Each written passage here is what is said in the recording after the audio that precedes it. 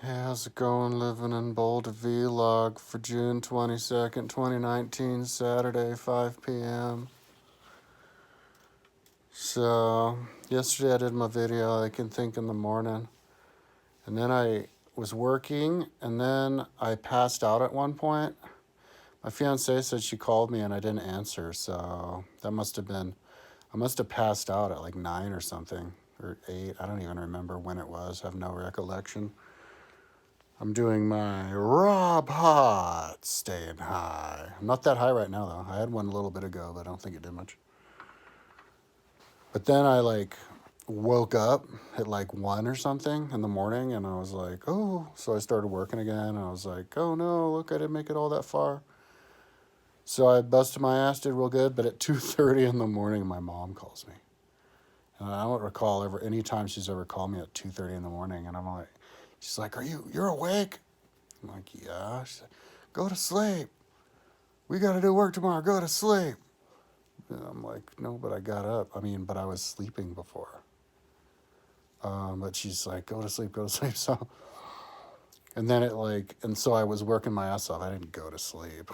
I wouldn't have been able to go to sleep. So I'm just, tracing the buildings around Atlantis.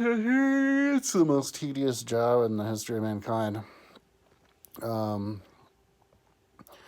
you'd have to be like crazy to do it. So then at like 7 in the morning, my fiance calls and um, um, and she's like, yeah, well, tell your mom that you did sleep to avoid problems. And so I'm like, yeah, probably.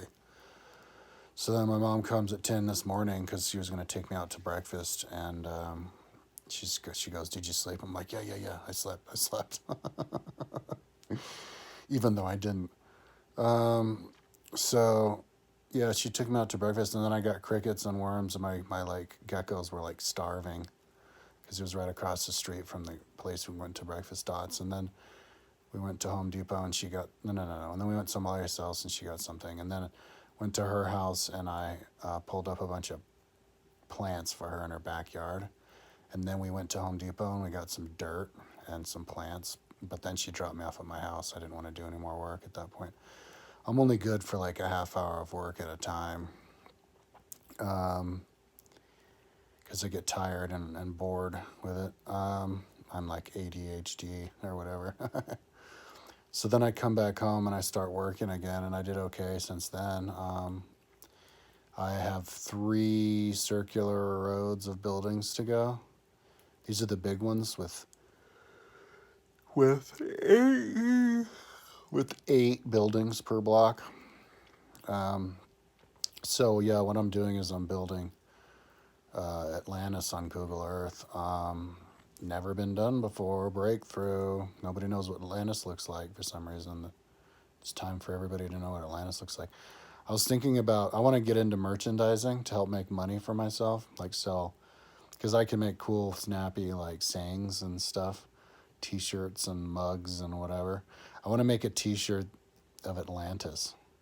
Wouldn't that be cool? Like a picture of my Google Earth creation of Atlantis. That'd be pretty chill. Like, Atlantis. It shows Atlantis across the top, and then you see it down below. So, yeah, that'd be good. And then I was like, well, let's do that for all the stuff that I build. That'd be cool. One for Rome, Boulder, Rome. Anyway, so yeah, the Atlantis. I was explaining to my mom a little bit about Atlantis today, but I should have more. It's 23 kilometers in diameter, 76 kilometers in circumference. I think the legend says that Babylon in its heyday was 50 miles. They had a wall that went around 50 miles of Babylon, and so that's like 90 kilometers. So that's around the same size as Atlantis. I'm pretty sure that in the heyday of Rome, it was a lot bigger than the Aurelian Wall because the Aurelian Wall was built after Rome had already been declining in population. But I think in the absolute heyday of Rome, it was probably around the same size as metropolitan Rome. It's the size of a modern day giant building city. Not as big as like Denver, but pretty big, you know. And so the idea of a prehistoric city that's that big, that's bigger than any city in past, is amazing to think about. And then to consider it to be, get it in your head that it's an actual historical map is super trippy, especially knowing that that's not in our normal consciousness. It makes you trips you out to know, because you know that I know that it will be. So it's going to be a huge jump in consciousness and knowledge, because Plato described what Atlantis looks like, and he gave enough detail to write a really detailed city or country. Um, um, and I consider him, that's history. You know, people are like, there's the mythology and then there's history. Well, history is from stuff that's written. You know what happened in the Roman Empire because it was written down, so we call it history. So what's so different about considering what Plato wrote down as being history? He wasn't, when you read Plato's dialogues, he doesn't go, hey, this is a story that I heard from some priests down in Egypt, and from my my ancestors, my father, he was 6 generations removed from Solon, and the Egyptians told Solon. But he wasn't recounting the story like, yeah, this is what they told Solon. It's hard to believe, but whatever, I'll share the story anyway. There was none of that. There was, hey, let me tell you about the story that Solon heard. This is pretty amazing. You know, he did say, I don't know how they made the canals so big, but that's the history of it, so believe it. So, you know, that if they consider it history, then I'll consider history, and then everybody else will. But the amazing thing is, what he describes aligns perfectly with what I see in the Bahamas.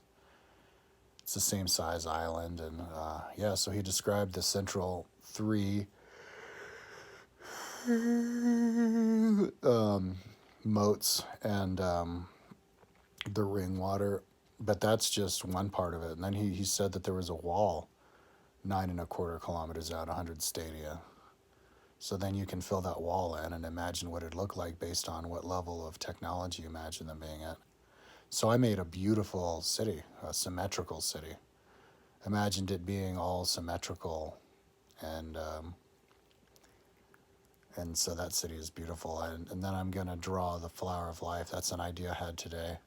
All the nodal points of the Flower of Life will be buildings, Baz of Caracalla, Walmart Supercenter, and a track and a lake of 1 kilometer circumference. But then I'm going to make specially colored, I think there'll all be white color